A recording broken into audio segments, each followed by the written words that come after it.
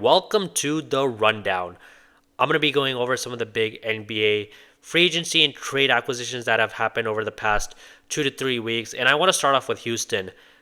Their big masterpiece was they got Kevin Durant for Jalen Green, Dillon Brooks, the number 10 overall pick, which turned out to become on Malawatch, and 5 second round picks. And I think this is a great trade for Houston.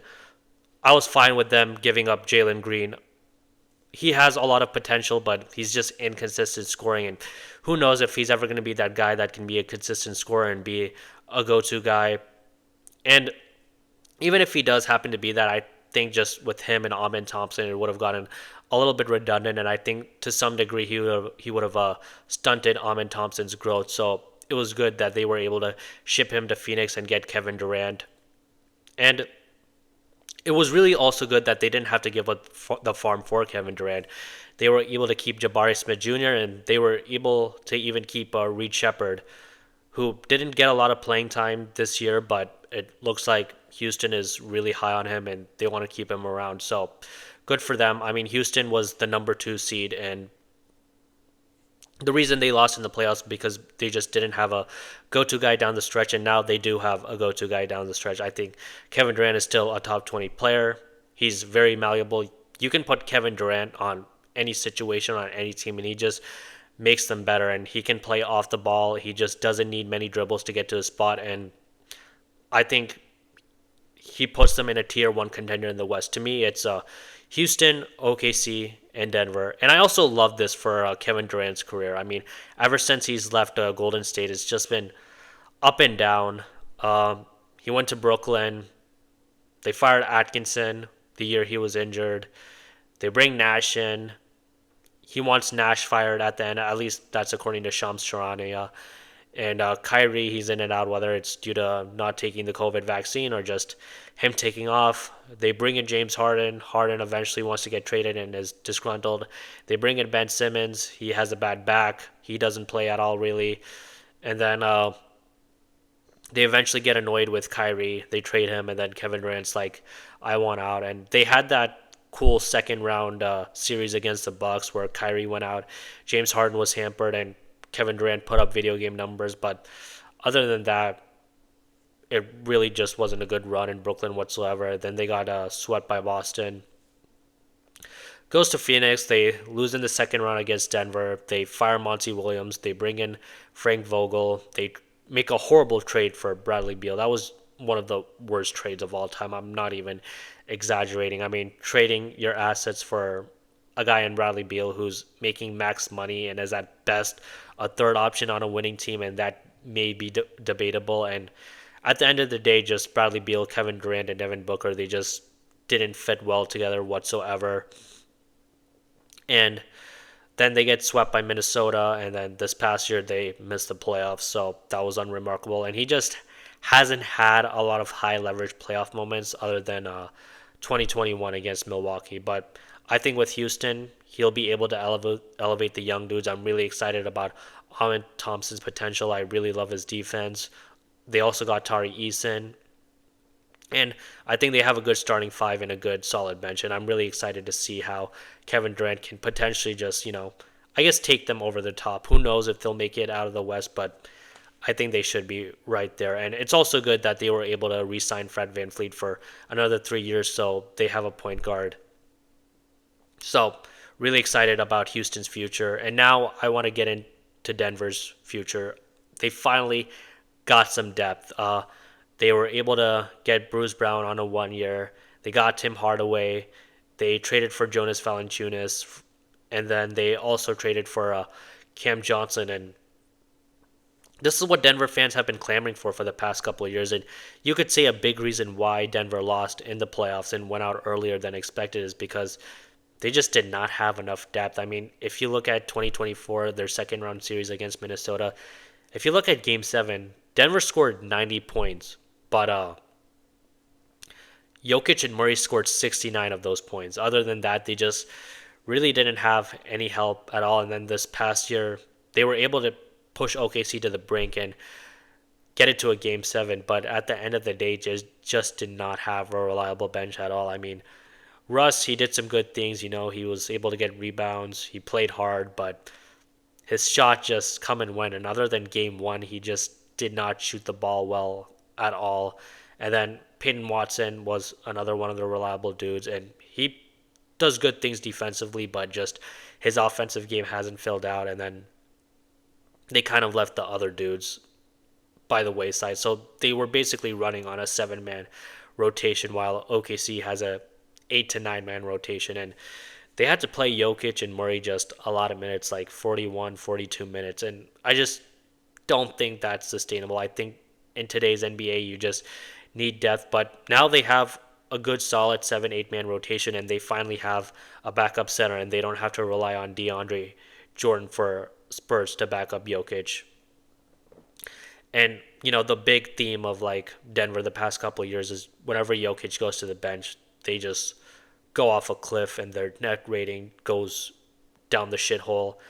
But now that they have a backup center, they have like a couple good pieces off the bench, like Tim Hardaway Jr.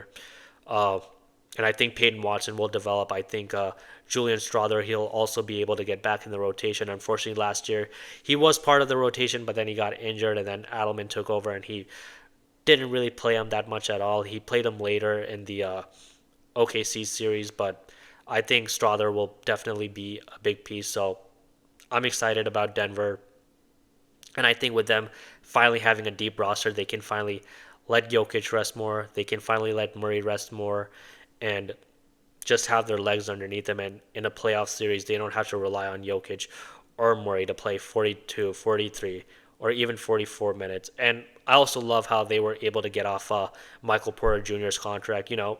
Michael Porter Jr. could be a valuable player at times, and he was very big in helping them win the championship in 2023. But at the end of the day, he was just very inconsistent defensively. He provided a lot of shooting, but for someone who was getting paid $35 million, he just didn't bring enough to the table that you could pay him that amount of money. I mean, kudos to him for playing on a bum shoulder, but I mean, there was that game one against the Clippers where Adelman just flat out benched him, and that was before he suffered a shoulder sprain. So I think with Cam Johnson, they'll have a more reliable wing. He's not the shooter that Michael Porter Jr. is, but he's a pretty good shooter, and he'll also be better defensively because there were just times where Michael Porter Jr. just got lost defensively, so he'll be a better defender than Porter Jr. was. And I also think, he'll also be a better shooter and get his 3-point percentage up because he's playing next to Jokic, who's the best player in the world. And, with Jokic commanding double teams and just him being a great passer, Cam Johnson is going to get a lot of open looks that he just wasn't going to get in Brooklyn. So with Denver getting more pieces, this will definitely take them over the top. And now I want to go to the Eastern Conference, and I want to talk about Milwaukee. They made some big moves. They signed Myles Turner for 4 years, $107 million. They waived Damian Lillard, stretching his contract for 5 years, and they're going to have to pay him for an average of $22 million. He had about 2 years left and about 112, $0.5 million left on his contract. And just the on-court fit, it just didn't work as well as we thought, or like a lot of people thought when Milwaukee made that trade for Dame. Pretty rocky. It was 73-43 when him and Giannis played together. That first year was extremely weird. They start off 30-13, but I guess the players didn't rock with the Adrian Griffin schemes. Milwaukee fires him. They have to bring in Doc in because they just really didn't have any other coaches that they could bring in. He was broadcasting for ESPN at the time, and he was the best choice. He's an experienced coach. They bring in him. They finish the season off very poorly. Dame and Giannis get injured, and they lose in the first round against Indiana. And then this year was also pretty rocky. They start off 2-8, and they were able to get better, and they were able to rattle off some wins, but they just weren't really a threat in the Eastern Conference, I think. And even if Dame did play against Indiana, I just don't think they would have beaten Indiana. I think it would have been a 6-7 game series. And I understand why they wanted to cut Dame, with him having an Achilles injury and just him not playing the next year. And who knows how he's going to bounce back with him, being a 35-6'2 guard who relies a lot on explosiveness. But I just don't think it's worth cutting someone and having to pay them $22 million over the next 5 years. I mean, you're basically like, wasting that money when you could use $22 million for a good role player that can be a valuable piece on a winning team. But now they don't have that, and they're just gonna have to eat it with that salary money. I mean, I will say I do like the Myles Turner deal. They were able to get rid of Brook Lopez. I mean, Brook Lopez was old. He was getting long in the tooth, and he just wasn't able to provide that same impact. But Turner is 8 years younger. He can space the floor. He can shoot the three. He's also a very good rim protector. So it was good that they were able to replace that center spot. And I guess Milwaukee's mindset is that we have to get pieces in. We have to make Giannis believe that there's a reason to stay. And in addition to Myles Turner, they were able to re-sign Bobby Portis, Kevin Porter Jr., and Gary Trent Jr. And I guess their mindset is like, if we have those good, solid role players around Giannis, Giannis is a top two, top three player in the world, and at times is in contention for best player in the world. We can make a run in the Eastern Conference. I mean,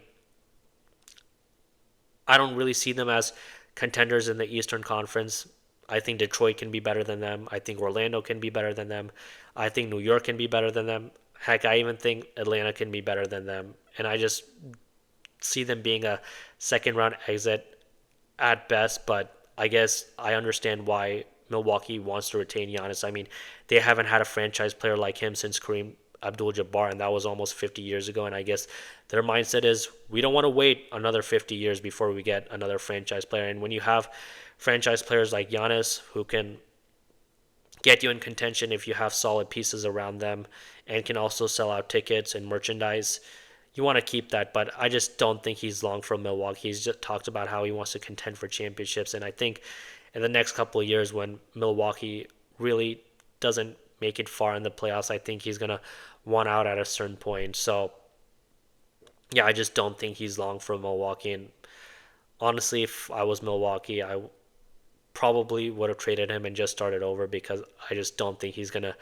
stay. But who knows? Maybe I'm wrong. And maybe I'm wrong about this season, this next season, and Milwaukee is able to make it to the Eastern Conference Finals, and I'm underestimating the impact that a top three player can have like Giannis. I mean, he's definitely the best player in the Eastern Conference by far, in my opinion, but I just don't think that'll be enough at the end of the day. But who knows? Maybe I'll be wrong. Now I want to talk about Atlanta.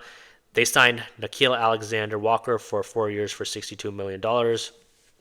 They got Kristaps Porzingis from that trade from Boston. They signed Luke Kennard for 1 year, $11 million. And I think they've got a solid squad, man. They got Trae Young, Onyeka Okongwu, Dyson Daniels, Zachary Risachet, Jalen Johnson, and they'll be able to protect Trae defensively. I mean, that's a big thing for Trae. He just isn't a very good defender, him being 6'1" and slight. He isn't able to keep up, but now that they have like solid defenders around Trae, I think that'll help Atlanta. They won't be as big of a liable defensively as they have in years past. And I think this is it for Trae Young, and I think this is the year to just make things happen. I mean, ever since they made that Eastern Conference Finals run in 2021, and I was a fan of Trae Young ever since then. I mean, I really loved what he did in that Philadelphia series where he was the smallest dude on the court, but he had the biggest heart, and he outplayed Ben Simmons and Joel Embiid, in my opinion, when I don't think Atlanta was favored to win that series. Most of the pundits, I think, would have probably picked Philadelphia, but Atlanta shocked the world. But ever since then, they just haven't done much, and they just haven't been able to recapture that magic. But now they got a squad. They have a good coach in Quinn Snyder, and I think this is the year. And I think for Trae, I think he has to lower his points per game and get his assists high. I don't think he should be a guy that tries to average 25, 27 points per game. I just don't think it's good for like 6'1" guards to be like high volume scorers. I know Jalen Brunson is that guy, and the Knicks were able to make it to the Eastern Conference Finals, but Trae simply is just not as efficient as Jalen Brunson is. And I think Trae is a better passer than he is scorer, and I think he should lean into that even more. And I think if he leads into his passing, he could get the best out of his supporting cast, and that will help Atlanta lead to a lot of wins. And he should take more from that Tyrese Halliburton mold where, like, try to be more of a facilitator than scorer. I mean, of course, he has to be aggressive, but I think at the end of the day, he should try to be a passer more than a scorer. And I think Atlanta can definitely do some things, and I think at the very least they should get out in the second round or the Eastern Conference Finals. I mean, that's how much I really like this team. I may be wrong, but I really like it. And yeah, let's see what the season brings. Now, I want to talk about the Lakers. Their big season acquisition was they were able to sign DeAndre Ayton for like about 2 years, $16.6 million. And that was a big thing for the Lakers. I mean, if you looked at this past season, especially against Minnesota, they just didn't have a reliable player at the center. I mean, once the series went on, JJ Redick trusted Jackson Hayes less and less. And there was like one game where like he started Jackson Hayes and only played him 4 minutes and just didn't give him any run the rest of the way. And they just didn't have any rim protection whatsoever, and that was a big reason why they lost against Minnesota. I mean, Anthony Edwards was just able to get to the rim at will, and he was able to either finish, get free throws, or just kick out to open shooters, and that's why the Lakers lost in five. A big reason why they lost in five. And DeAndre Ayton is definitely better than Jackson Hayes, and he'll be able to provide some rim protection, and he'll be a good lob threat for Luka. But I don't know, man. I'm just skeptical. It's just been downhill for DeAndre Ayton ever since they made that finals run in Phoenix in 2021. I mean, Phoenix, they just couldn't wait to get rid of him.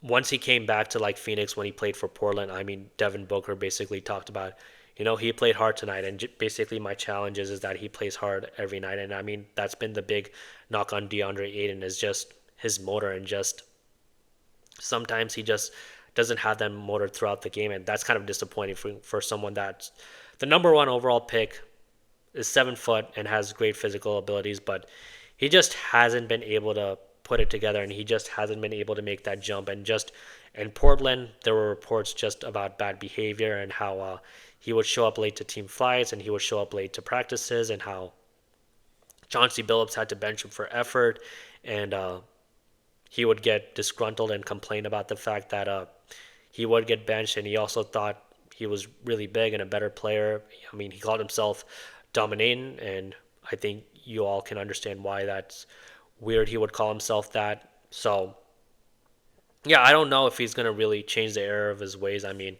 at this point, he was drafted in 2018. It's going to go into his 8th year, and I don't know, just in my experience, when someone is going into their 8th year, it's really hard to change that. I mean, I know people will say, oh, he gets to play with LeBron and Luka, but I mean, he played with CP3, Devin Booker, and Kevin Durant, and I know those guys aren't LeBron and Luka, and they don't have as high of a stature, but I don't know. I mean, those are 3 future Hall of Famers, and he got disgruntled there. So I mean, I just don't see it being better with the Lakers now. I don't know. Maybe he'll come out motivated, but I don't know. It's really hard to just change a player. I mean, he might do it for a year, but I just think in the long term, LA is going to get disappointed. I mean, I can understand them trying it. I mean, they had to get a center, and I guess there really weren't any other options, and there weren't really any other trades that they could get a reliable center. So they pretty much had to do this deal. I mean, I guess they hope that, with LeBron and Luka and JJ Redick, that he'll be able to change his ways, but I don't know. I just don't see it. I just think it's going to backfire on them eventually, but I may be wrong. Now I want to talk about the other team in LA. So there was a 3-team trade. The Clippers got John Collins, Miami got Norman Powell, Utah got Kyle Anderson, Kevin Love, and a 2027 second-round pick. And I like this move for Miami. You could make a legitimate argument that Norman Powell definitely could have been an all-star this year, averaged a little over 21 points per game, and he'll be able to help take some of the scoring load off of Tyler Hero.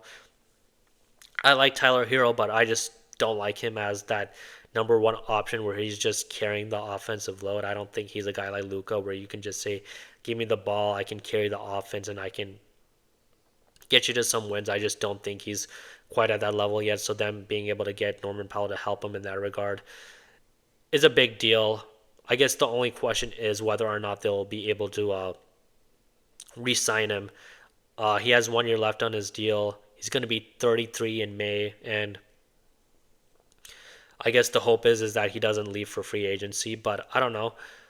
I think if he plays well, Miami can re-sign him to that 20 to $25 million range, and I think that's a good get for a solid player like Norman Powell. I guess just long term, I guess are they gonna go all out and pay Tyler Hero the max? I mean, I like Tyler Hero, I like Bam, but I mean, paying those dudes huge sum of money and having them take up a large amount of your salary cap, I just don't think that's gonna get you really far. I think at best you'll be a second round exit, and to me, honestly, the more likely outcome is that they're a first round exit. So it's really interested to see what Miami does and if they have to like break the bank to pay Tyler Hero. Now I want to talk about the Clippers. I love this for the Clippers. They get a solid four next to Zubox. John Collins is like 27 years old. He's a good lob threat. He can also space the floor and shoot the three. He shot about 39% from three this year on like 3.7 attempts. So James Harden and Kawhi Leonard, they'll also have more room to operate.